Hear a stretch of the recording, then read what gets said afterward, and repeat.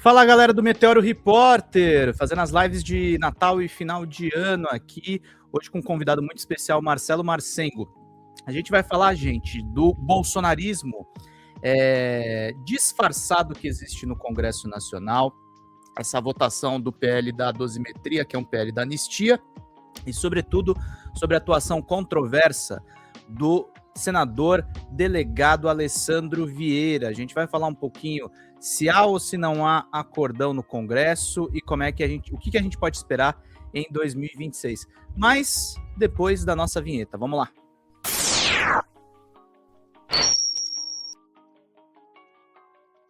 Marcelo, quero te convidar aqui para esse bate-papo, dizer que é uma honra conversar contigo, estamos estabelecendo aí esses diálogos e te perguntar por que Alessandro Vieira é pior às vezes do que os bolsonaristas declarados. Boa tarde, meu querido, seja muito bem-vindo ao Meteoro Brasil. Salve, meu caro Pedro, salve todo mundo que está assistindo. Olha, o Alessandro Vieira, para mim, ele é um falsete. Porque, como eu sempre digo, do Eduardo Bolsonaro, Flávio Bolsonaro, etc., você já sabe o que esperar. Agora, o Alessandro Vieira, ele consegue algumas coisas que não é todo mundo, sabe? Ele é muito, como a gente costumava dizer aqui na minha cidade, quando eu era pós-adolescente, o Alessandro Vieira é o típico do cara prontinho. Ele é engomadinho, o cara tá sempre bonitinho, fala bem, Ele é, digamos assim, ele seria o equivalente ao bom moço que todo pai quer que a filha case. É claro que eu estou falando isso, hoje em dia é até politicamente incorreto, mas eu estou citando, né, fazendo aí uma mera ironia. Só que daí você vai descobrir que o teu genro favorito é um abusador. Ele é um relacionamento tóxico. Por quê? Porque o Alessandro Vieira, ele só parece bacana. Mas o que ele faz? Ele, por exemplo, no caso da tal da dosimetria, Pedro, ele tinha proposto uma lei similar a essa da dosimetria antes de aparecer essa do Paulinho da farsa. E o que ele falava das entrevistas que ele deu a respeito do tema? É uma injustiça. A Débora do Batom, por exemplo, a Débora virou um ícone. É uma injustiça a Débora do Batom pegar tantos anos de cadeia, tarará, tarará. Que vai na linha exatamente do discurso do bolsonarismo. Ocorre que pessoas como o Alessandro Vieira, o Rodrigo Pacheco, eles já estavam no Congresso Nacional quando da aprovação da lei. Sim. A lei do terrorismo, pela qual, do golpe, né? Pela qual essas pessoas foram condenadas. Sim. Então, como ele já estava lá, ele tinha ciência de todos os artigos, de todas as penas, que hoje ele diz que são exageradas, mas na época ele não falou nada. E a minha impressão, Pedro, é que ele não falou nada porque eles achavam, o Alessandro Vieira e similares, eles achavam que essa lei só seria usada, por exemplo, contra os sem terra, contra os movimentos sociais. Porque nós estamos falando aí de 2021. Né? E eles previam o seguinte, um dia os petistas vão ficar sacudo da gente e tal, vão fazer manifestação, vão não sei o quê. Aí a gente usa essa lei de terrorismo praticamente, né? Não é tecnicamente terrorismo, mas usa basicamente essa lei de golpe de Estado para prender os petistas. A outra coisa que ele fala, que tem dois crimes similares na lei e que o mais forte absorve o menor, o que é uma coisa comum na jurisprudência, na legislação brasileira, quando você tem dois crimes muito parecidos, né?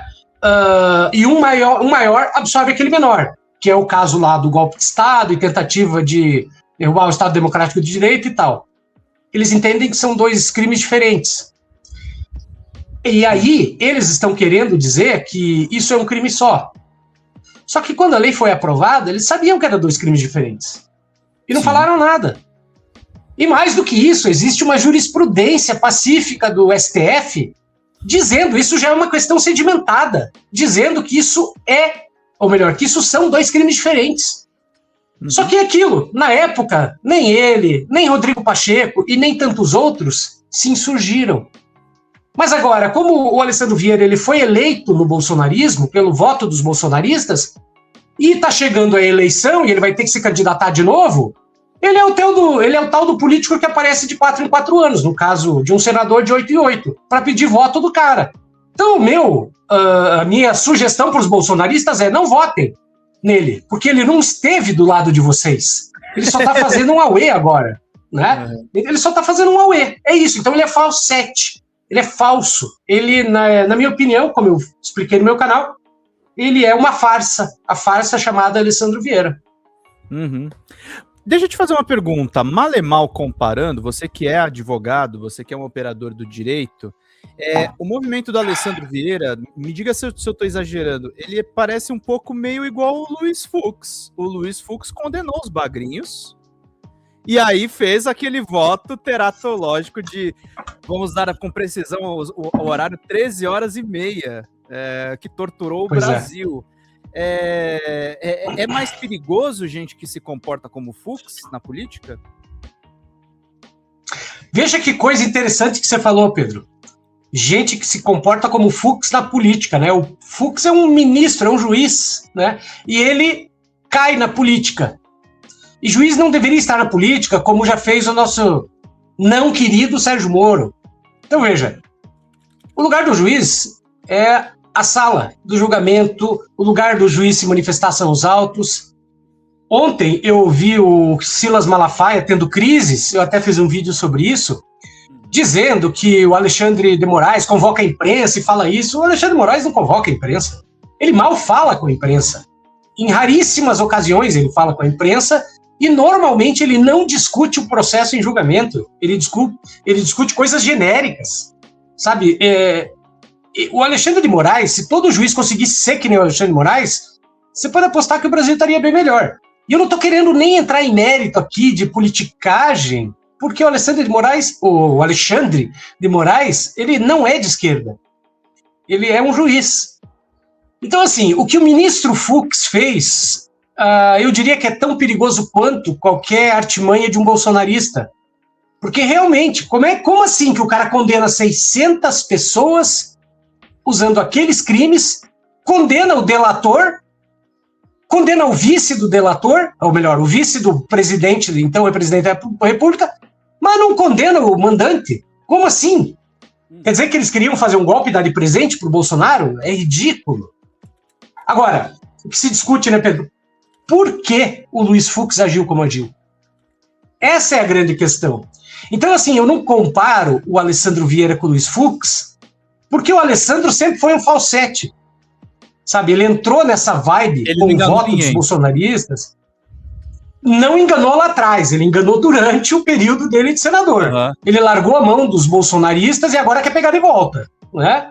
Já o Luiz Fux, ele do nada, ele virou um bolsonarista adocicado, um bolsonarista envergonhado, como diria o Hélio Gaspari. Ele virou um bolsonarista envergonhado. Então, o que se discute muito, não só no meio jurídico, mas no meio da política, é o que levou o Luiz Fux a fazer isso. E aí cada um tem a sua ideia, sua teoria, que nós não precisamos nem entrar no mérito aqui, porque isso vai da imaginação de cada um, né? Cada um acha... enfim, é isso, né? O que teria levado o ministro Fux a dar esse cavalo de pau? Não sabemos, né? Exatamente. E é, na verdade, o perigo que se desenha para 26, né, Marcelo? Eu estava conversando agora há pouco com o Ricardo Mello e, assim, a gente precisa tomar cuidado com duas coisas, né? Se for afrouxada as penas para golpistas, a gente vai ter uma chance do golpe acontecer pelas mãos de outro agente político, que pode ser um bolsonarista ou alguém do Centrão, e a gente enfrenta o problema do tipo assim... Tudo bem, o Lula tem grandes chances de vencer o Tarcísio ou qualquer outro nome que for elencado na extrema-direita. Mas os caras estão desenhando um bolsonarismo sem Bolsonaro, né, Marcelo? Esse é que é o grande risco que tá sendo posto, né? Sem dúvida. É que assim, a gente precisa voltar um pouquinho no tempo e lembrar que depois que o Lula ganhou as 2 primeiras eleições e a Dilma foi eleita, logo que a Dilma foi eleita em 2010, teve uma gritaria que era mais ou menos assim: ah, não, agora nós vamos ficar eternamente no poder. As redes sociais falavam isso. E veja que na época nós não tínhamos nem redes sociais conforme são hoje. Mas você tinha e-mails circulando, você tinha Facebook lá no início e tal. E eu achava isso muito perigoso, porque isso acendeu uma luz amarela. Não é que a elite não fosse se dar conta disso. Ela já tinha se dado conta que existia a chance concreta do PT ficar muito tempo no poder, ganhando licitamente eleições. Só que aquela festança do pessoal da esquerda foi tamanha que desencadeou de uma hora para outra um horror, né? E aí começou a nascer o golpe da eleição posterior, que era com Aécio, sabe? E aconteceu a mesma coisa depois que a Dilma venceu o Aécio, sabe? Então, o que isso significa? Que desde então, as elites só fazem pensar em tirar o PT do poder. Uhum. Agora, o que aconteceu? Em ganhar no voto, né? Elas não pensam em ganhar o apoio popular. Não. Veja, é complicado, né? Porque daí você desvenda a questão da tal democracia. É uma pena que a democracia no nosso continente, no nosso país, ela seja uma coisa tão subjetiva. Sim. Não são poucas as vezes, olha, eu acho que esse é um exercício que qualquer um de nós pode fazer. Porque é muito difícil governar, por exemplo, com esse congresso lixo que a gente tem. Sim. Então, quantas vezes nós mesmos não nos pegamos pensando assim, porra, tinha que ter uma ditadura, mas uma ditadura boa. O problema é que nenhuma ditadura é boa. A gente queria uma ditadura do nosso lado. Até mesmo a manifestação que a gente fez agora, né? Congresso inimigo do povo. O Alencar Santana estava tentando para isso, né? É uma expressão problemática, mas eu consigo entender também a fúria popular. Ó, a merda que o Congresso faz. Exatamente. Então, sabe, o que acontece? A gente leva, nós como povo, a gente leva tão pouco a sério a democracia que a gente está sempre sambando entre um extremo e outro. Uhum. E é curioso, né? Você veja o exemplo dos Estados Unidos, que, no meu entender, nunca foi de fato uma democracia, nunca foi uma democracia de fato. Sim. Era um simulacro de democracia. Tinha algumas coisas importantes, os Estados Unidos deram boas lições para o mundo em diversas coisas, a gente não precisa esconder isso, mas em termos de democracia de eleição, democracia eletiva, nunca foi um grande exemplo. Não. O que os Estados Unidos sempre fez de melhor é fazer propaganda dele mesmo, mas efetivamente nunca foi.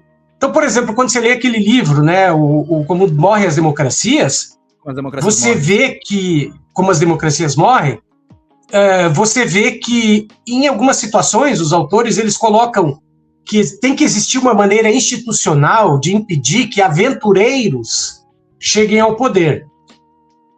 Ele não estava querendo se referir especificamente ao Donald Trump ou Jair Bolsonaro, mas é claro que fala deles, né?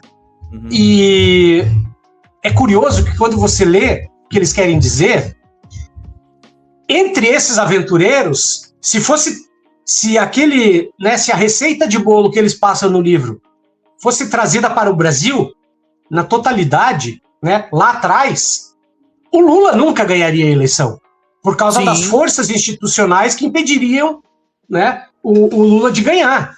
Porque o Lula, queira ou não, seria um forasteiro lá atrás. Né? Era um cara do movimento sindical e tudo mais, era um cara fora do sistema. Um outsider, fora do sistema. Então ele nunca ganharia. Aí o que acontece? Pegando tudo isso e de repente a gente coloca no liquidificador, a gente fica sambando nessa ausência de... Que você veja, né? Voltando a falar do livro. O livro propõe, apesar de ser um retrato muito interessante e de certa forma fiel ao que aconteceu nos Estados Unidos, ao que aconteceu no Brasil aqui com o Bolsonaro, o próprio livro acaba propondo uma forma de dar um freio na democracia. Uhum. Por quê? Porque, como eu falei, se fosse aplicada conforme prevê o livro, o Lula nunca teria ganhado a eleição. E, portanto, não seria uma democracia plena. Então é um desafio muito grande, né? Porque realmente o Ricardo Mello está certo em dizer isso. Tudo isso é um preâmbulo do que vai acontecer em 2026, porque a democracia, eu acho assim, ó, a democracia como nós a conhecemos, e nós a conhecemos por um brevíssimo período aqui no Brasil, eu acho que ela não existe mais. Ela não existe mais. Porque parece que de agora até muito tempo na frente, a gente vai continuar lutando com essa loucura de tentar barrar a extrema-direita e ficar, sabe, na borda da piscina entre o que significa barrar a extrema-direita e a gente ter opções mais totalitaristas. Porque a extrema-direita, ela não vai frear, ela não vai parar, ela vai sempre dobrar a aposta. E aí, ou a gente age na mesma proporção, ou a gente sempre é obrigado a dar um passo atrás, como é o caso. Então eu concordo, se a gente for afrouxando as leis, o que eu não acho que vai acontecer, mas se a gente for afrouxando as leis, a gente vai cair nisso. Mas eu não vejo o STF regredindo nesse sentido. Ele vai barrar as tentativas de anistia disfarçada, na minha opinião. Uhum. Acho que ele vai barrar, e tem uma coisa também, né, Marcelo, quando a gente... E eu te faço uma pergunta. Você falou, a democracia como existia antes não existe mais. O Bolsonaro destruiu a democracia? Não, eu acho que não. Eu acho que o Bolsonaro foi só o porta-voz daquela loucura, né? Porque se for a rigor, veja, quem começou aquela fuleiragem? O Aécio. E aí depois ele é pego numa mensagem, qualquer coisa parecida, dizendo, não, eu só tava enchendo o saco. Porra, o cara só tava enchendo o saco. Até recentemente, né, ele falou numa entrevista, ele disse assim, não, se fosse hoje eu faria diferente e tal. Né, filha da mãe? Então, entende? Então, assim, o Bolsonaro, ele só vocalizou tudo isso. Porque é aquilo, né, Pedro? Quando você tira a tampa do esgoto, cara, vai sair muita coisa feia. E uma das coisas feias que saiu foi o Bolsonaro, que o Bolsonaro era a tampa do esgoto. Tirou a tampa do esgoto, vieram os vermes atrás.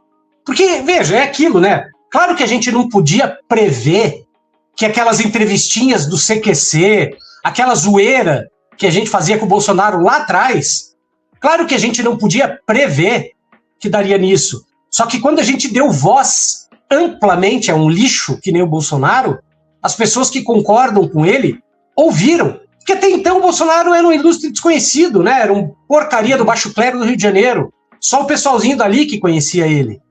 Mas aí quando ele tem voz para ir pro âmbito nacional, aí ele pegou todos os nazifascistas perdidos no Brasil que ganharam coragem. Aí ele falou, opa, agora eu tô liberado. Tem alguém que me representa. Posso usar minha suástica numa boa. E aí ele inventou, quer dizer, então ele não inventou, ele só foi porta-voz disso, na minha opinião. Popularizou, né? Popularizou. Deu a corda necessária. Agora, Marcelo, essa provavelmente vai ser a última eleição presidencial do Lula, e não se trata de ficar agorando nem nada, 80 anos é uma barra encarar o quarto mandato. Como é que você vê o nosso campo? E a gente tem nomes, não temos nomes? Você tá pessimista, tá otimista? Como é que você vê isso? É complicado, né? Porque eu vejo duas coisas aí. Na própria esquerda, vamos falar o caso daquele homem cheio de mimimi, que é o Ciro Gomes. Que ele ficou todo doidinho quando lá atrás... É o esquerdista que vai pro PSDB, né?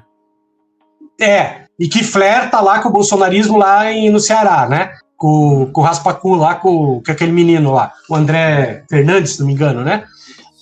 Veja, o Ciro Gomes, ele ficou putinho com o Lula, porque o Lula não escolheu ele de imediato para ser o sucessor dele lá em 2018.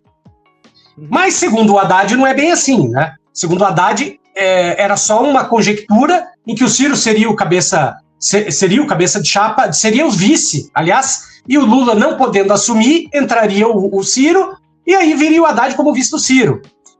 E aí o Ciro não gostou. Então, veja, por que eu estou falando isso do Ciro? Porque é engraçado que as pessoas... Tem muita gente que encampa esse tipo de discurso que o Lula não deixa surgir nenhum sucessor. E eu não concordo com isso, porque, veja, não é verdade. Olha o Boulos. Para mim, o sucessor natural do Lula seria o Boulos, na minha opinião, sabe? Por quê? Porque o Boulos é um Lula 20 anos atrás. É um cara igual, ele tem os trejeitos, ele tem o mesmo pensamento, tudo a mesma coisa. Na minha opinião, é o Boulos. Então não é verdade. Agora eles querem o quê? Essa gente quer ficar sentada esperando o Lula colocar uma coroa na cabeça de cada um. Não, ó, você é meu escolhido. Ah, ótimo pro cara que for escolhido, pros outros não. Então, porra, qual é o problema dessa gente ir cavar a sua própria oportunidade? Então eu não acho eu realmente acho que nós não temos sucessores nesse momento. Acho. Mas não acho que seja culpa do Lula, como muita gente diz. Eu não acho que ele impeça. Mas é verdade que o povo é preguiçoso. O PT também tem lutas internas complicadíssimas. Quando você vê uma pessoa tentando subir e o outro tentando impedir que ela suba. Porque não quer ver, né, um inimigo ou é um concorrente e não quer ver essa pessoa acima dela. Então é difícil nascer dali uma liderança. Então eu acho sim que nós não temos ninguém em vista, estou pessimista nesse sentido, mas não atribuo isso a uma culpa do Lula. Eu acho que as pessoas são meio preguiçosas mesmo. As pessoas são preguiçosas e também tem aquela coisa, né, Marcelo? O nosso campo também é especialista em ter briga interna, né? Uma coisa perceptível quanto a gente tem a capacidade de sabotar sozinho, né?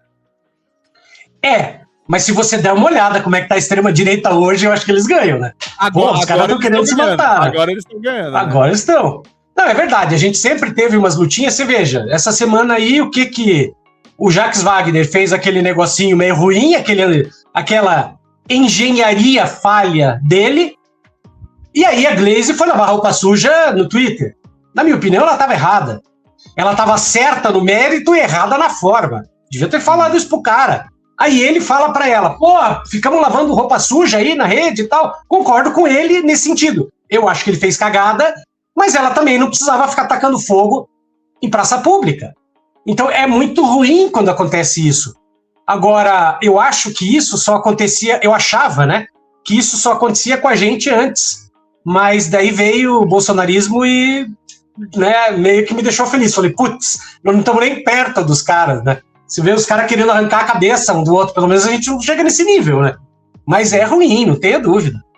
A gente vê, na verdade, eles se degladiando, sobretudo depois da prisão do Jair, né? Ali era uma coisa que eles... Aí você entende por que eles estavam tentando realmente proteger o Bolsonaro.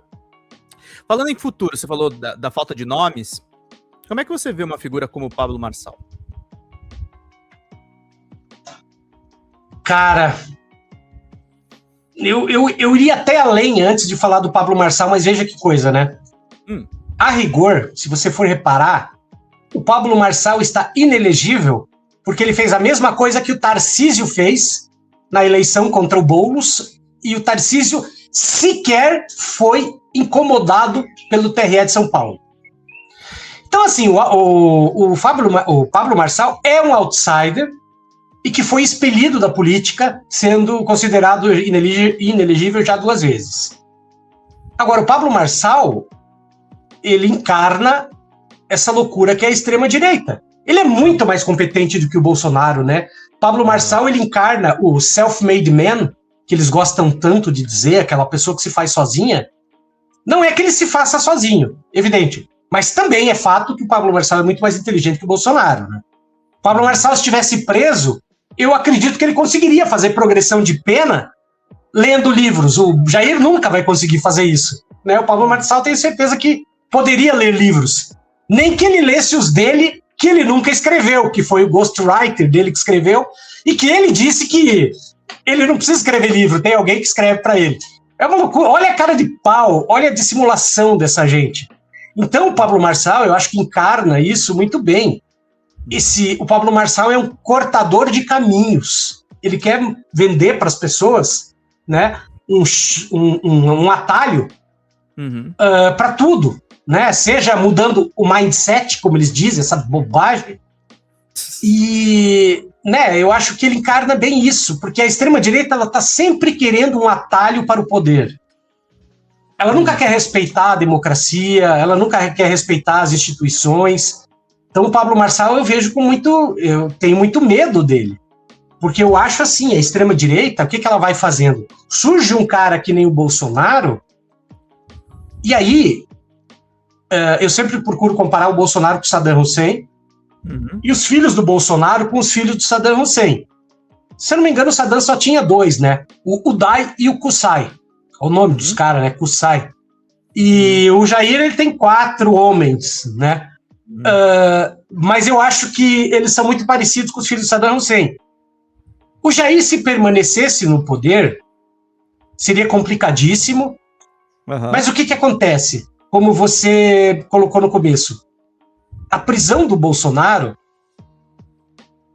abriu na extrema-direita uma voracidade para tomar o lugar do cara, porque, né, como se diz, eu tenho a impressão que na física não existe espaço vago no universo, né?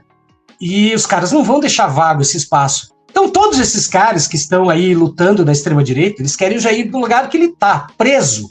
E se o Jair desencarnasse, eles não iam achar nem ruim.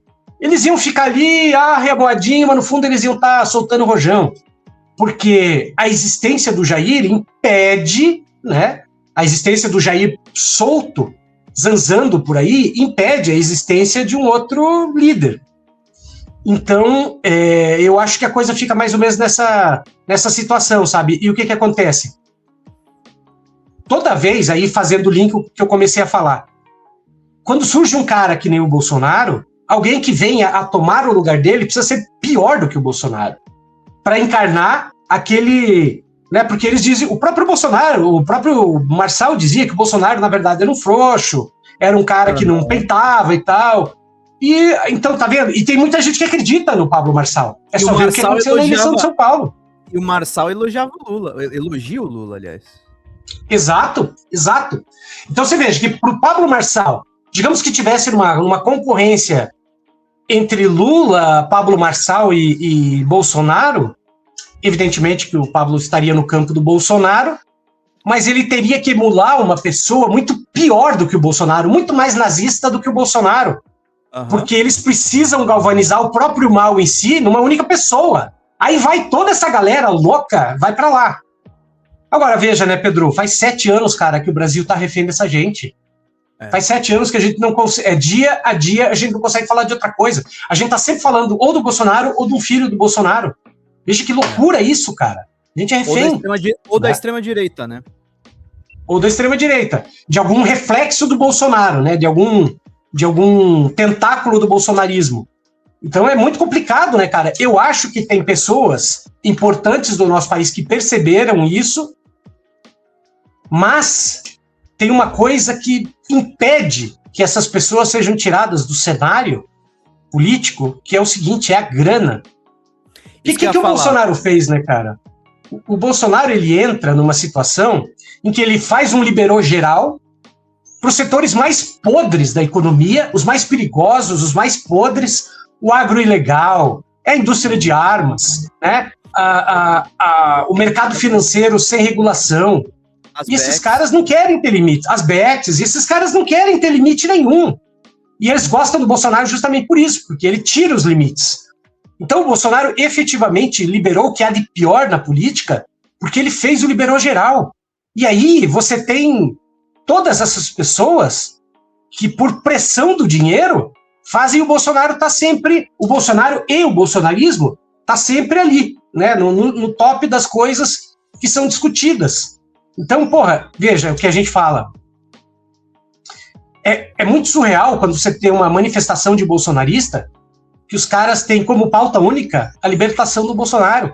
Só isso, anistia. Eles não fazem uma manifestação pedindo fim das 6x1, mais direito para as mulheres. Não, é só free Bolsonaro, né? Bolsonaro free, só isso, mais nada. Né? E então é só isso que eles sabem falar. Então o que acontece? Por causa dessa agenda financeira, da desregulação exagerada, que foi o que aconteceu nos Estados Unidos, perceba, a partir do meio da década de 80, no final dos anos 70, início dos 80, com Ronald Reagan copiando a Margaret Thatcher, que começa a fazer o liberou geral na economia dos Estados Unidos, que ela começa a ficar sem freios, cara, a democracia como um todo nunca mais foi o mesmo. Não que a democracia dos Estados Unidos fosse grande coisa, não era. A própria guerra do Vietnã, como ela foi feita, mostra que não era. Mas ali, sabe, internamente, interna corporis, eu diria, ali para o povo dos Estados Unidos, eles achavam, eles até tinham uma democracia um pouco mais vibrante, sabe? E a partir do momento em que Reagan começa a fazer o liberou geral, a iniciativa privada, os conglomerados financeiros, Wall Street começa a tomar conta de um jeito, e aí isso vai se acentuando quando eles começam a mandar as plantas Fabris, as fábricas lá para o Sudeste Asiático, para a Ásia e tal, e aí começa a pauperizar o emprego nos Estados Unidos, a pauperização do emprego diminui a força da democracia, porque o cidadão ele vai começando a ter que lutar para viver, e aí o mercado financeiro é voraz, e é o que acontece agora no Brasil, é o que acontece nos Estados Unidos. Aqui a gente ainda conseguiu ter um freio, com o STF, com o Lula reaparecendo, a gente não está tão no abismo como está os Estados Unidos, né? Mas o grande inimigo da democracia é o capital financeiro, né? Você veja, hoje em dia, você pega aí há 20 anos, o PIB do Brasil, se eu não me engano, 30% do PIB do Brasil, algo assim, era da indústria. Hoje, eu acho que é uns 15%. Então, antigamente, a gente falava que a Fiesp tinha poder. Lembra do pato da Fiesp? Hoje, a Fiesp não tem nem um pato mais, porque eles não conseguem nem isso. Você entende? Então, é isso. Nem indústria importante tem mais no Brasil, porque é tudo de fora. O mercado financeiro tomou conta. Então, assim, todos os produtos, claro, vêm da China. Não é uma exclusividade brasileira, no mundo inteiro está assim. E eu estava vendo hoje um artigo curiosíssimo, né, falando da indústria alemã, como os caras, em pouquíssimo tempo, perderam o protagonismo da indústria de confiança de maquinário, sabe? A Alemanha era vista como o grande produtor de maquinário confiável. Então eles faziam máquinas para produzir carros, máquinas para produzir qualquer coisa. Então, por exemplo, a China ia para a Alemanha comprar as máquinas para produzir as coisas na China. E hoje a China não tem mais isso. A China produz tudo. A China não precisa. Entende? Então a China devorou o mundo. A China foi muito esperta, né? E aí, qual seria a forma de sair disso tudo? Você ter um governo forte, e aí entra aquela questão do medo do ditador, né? Porque será que governo forte é a mesma coisa que governo ditador? Sim. Mas eu acho que para a gente ter um governo forte, a gente também precisaria ter um povo consciente. Sim.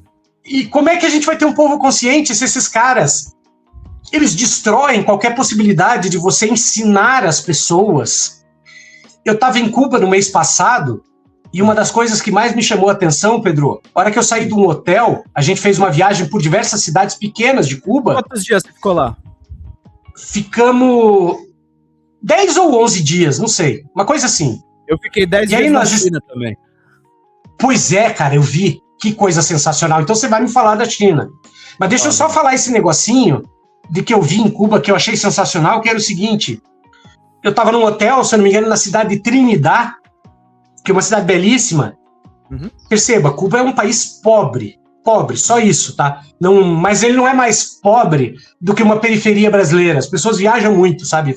Porque é uma miséria. Não é mais miserável do que uma periferia brasileira, não é. Mas aí nós estávamos nessa cidade, aí eu dei uma saidinha do hotel, fui lá no hall, e aí eu vi na praça, né? O hotel era bem na praça da cidade, na praça central, onde tem o coreto e tal.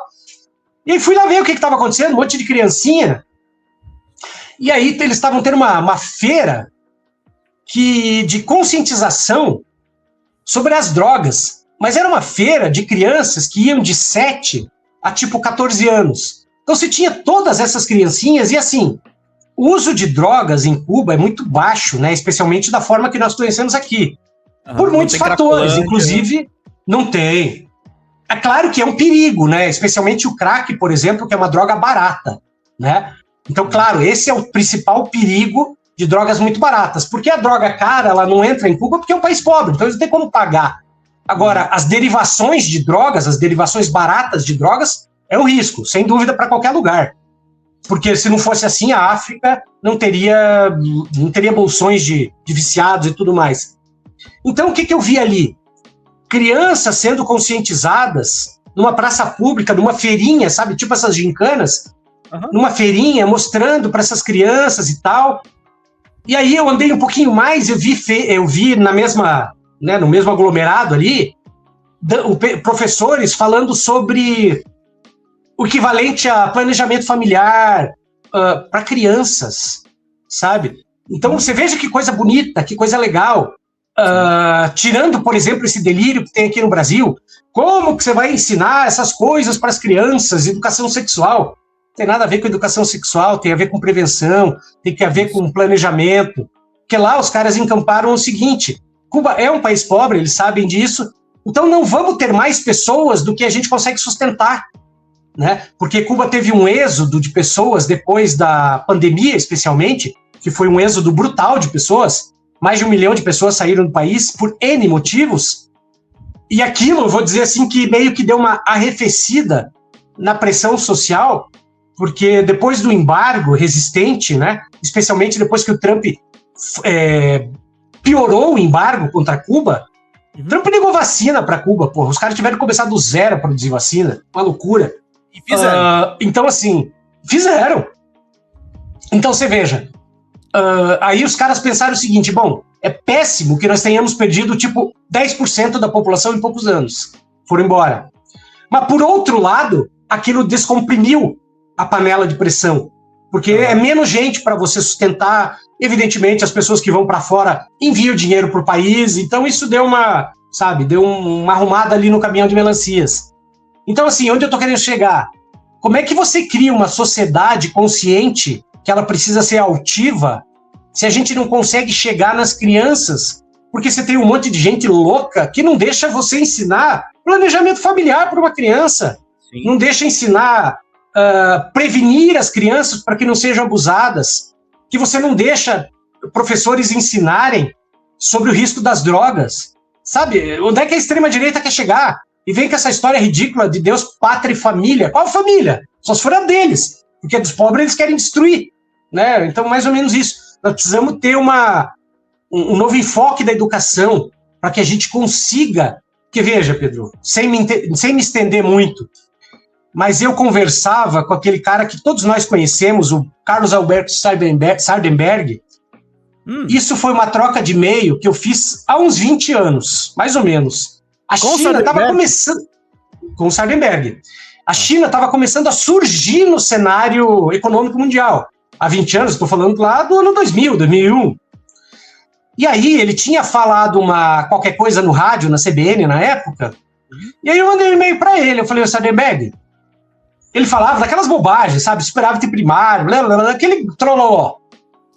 Aí eu falei assim para ele, Sardenberg, mas veja, analise a China. Olha como é que os caras, eles não estão preocupados com superávit primário nem nada. Os caras estão investindo, os caras investem pesado com o dinheiro do Estado para gerar emprego e fazer um círculo virtuoso. Quanto mais em pesado você investe, mais você tem emprego, mais dinheiro sobrando e mais você vai investir, e os caras estão onde estão hoje. O Sardenberg me respondeu o seguinte, então fique com a China. Cara, eu juro que eu tentei por anos resgatar esse e-mail para escrachar o cara, mas não consigo. Acho que eu apaguei. Eu vou fazer um corte do Meteoro com essa sua fala. Isso aí Pode fazer, cara.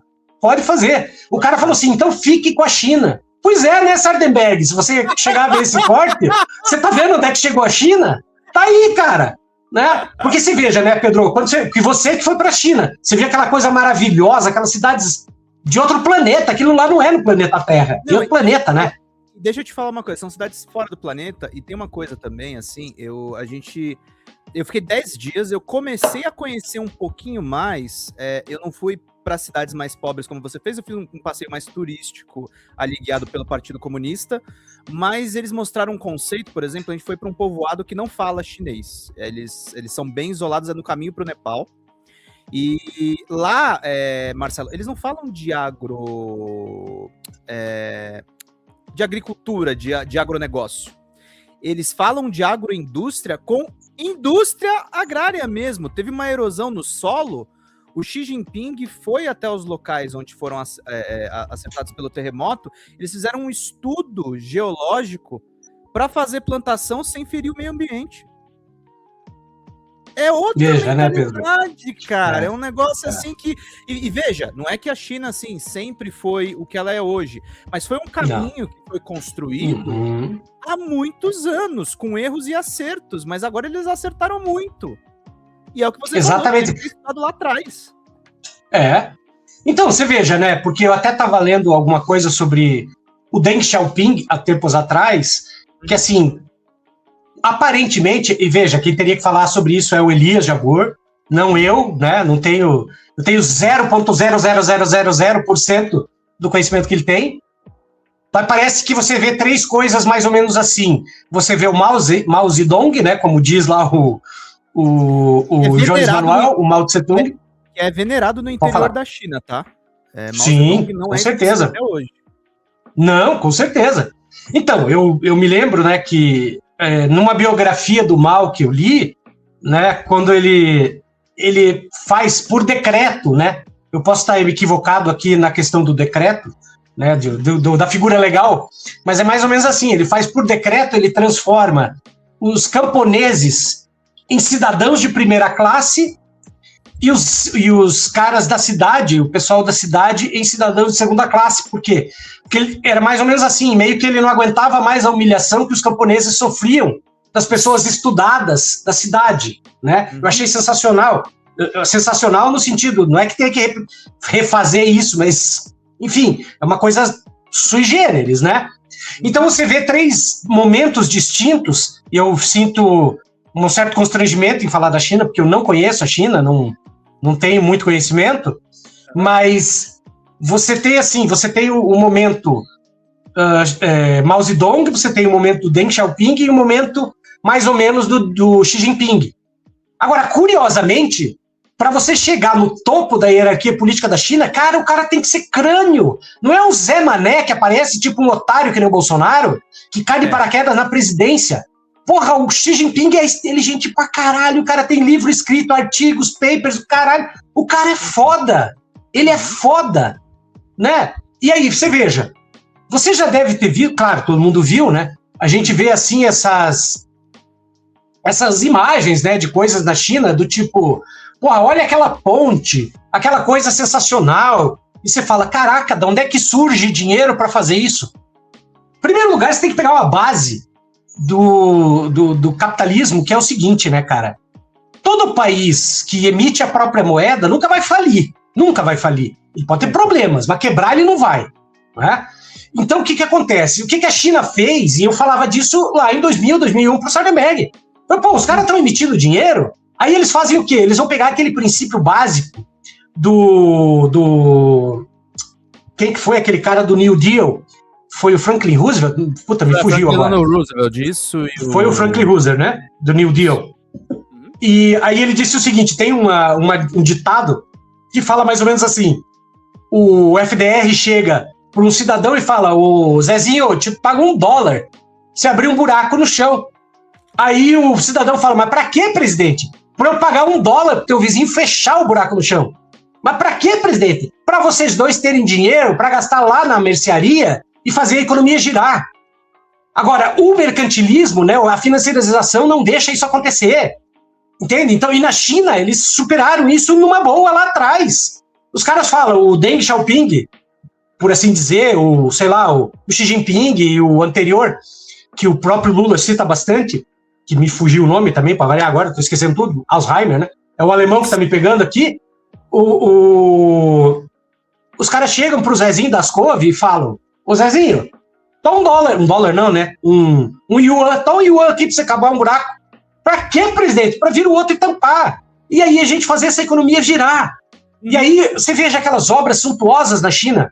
A rigor, você precisaria ter uma obra daquela ponte sensacional que leva um vale até outro vale. Né? É claro que cada vale na China tem 20 milhões de pessoas, né? Sim. Óbvio. Mas assim, precisaria ser daquele jeito? Não precisaria. Só que a China está tão em outro nível.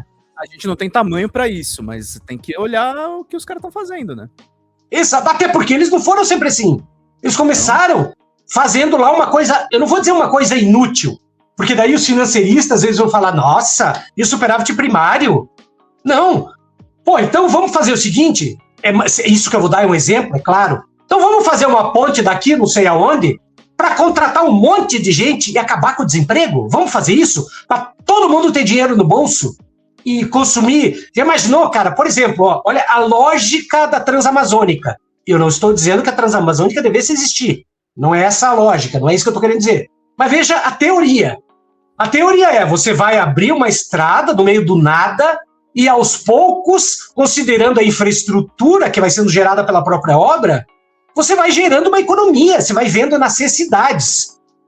Claro que eu não estou defendendo uma transamazônica que passe e devaste floresta, é isso. Eu estou só olhando com a cabeça lá dos anos 60 e 70, aquela coisa que foi mais ou menos o que a China fez. Salvo as devidas, né, proporções, dentro das proporções e as necessárias adaptações, foi mais ou menos o que a China fez. Ah, precisava fazer aquela ponte sensacional? Não.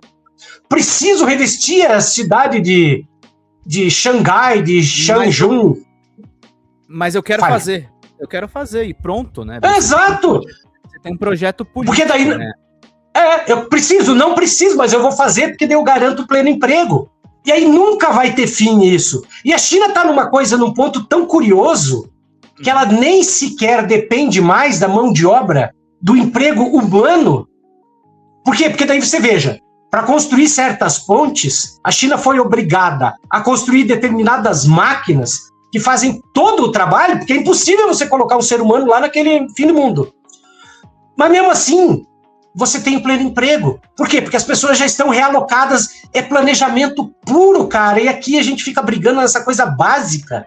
Ai, superávit primário, viu, governo? E enquanto tem pessoas que, porra, dariam um braço pra jantar num lugar legal, sabe? Porra, é foda, cara, é foda. Enfim, daria um braço para construir uma economia pujante. Marcelo, eu vou ter que te convidar de novo. Não vai ter jeito, a gente vai ter uma conversa parte 2. Opa, vamos lá, cara. Vamos combinar direitinho isso. Querido, o que você espera para 26? Se você puder responder em 2 minutinhos, só para eu fechar aqui que eu tô em cima do meu horário.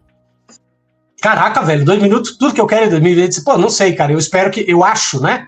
O que eu espero é que o país tome jeito, mas eu acho que vai ser difícil, vai ser complicadíssimo essa extrema-direita.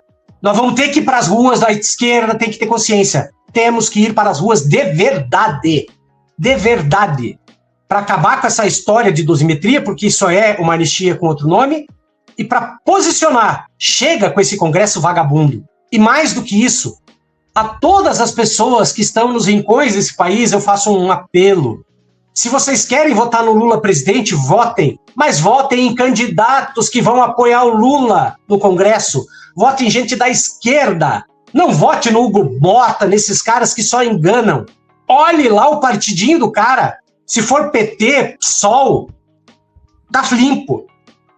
Perigoso, inclusive PDT, essas coisas a gente já sabe que é perigoso. Mas é isso, sabe? Vamos fazer o Congresso um pouquinho raiz, sabe? Popular, pra gente ter um pinguinho da China, poder ir lá e buscar um pouquinho daquilo que eles passam, e eles dão de graça esse conhecimento, isso que é o pior. Eles dão de graça esse conhecimento pra gente, se a gente quiser pegar. É isso que eu espero e é isso que eu gostaria que acontecesse no Brasil. Querido Marcelo Marcengo, obrigado pela sua participação, meu caro. Feliz Ano Novo, Feliz Natal. Se a gente não se falar de novo, e vamos tocando aqui o barco, meu caro. Um abraço. Obrigado, Pedrão. Um abraço para você. Feliz Natal para todo mundo. Feliz Natal a todos. Até mais. Tchau, tchau. É isso, gente. O último Meteoro Repórter deste ano de 2025. Vocês viram o recado aí, hein? O recado é bastante importante. Agradecemos aí a presença de todo mundo. Vamos de créditos finais.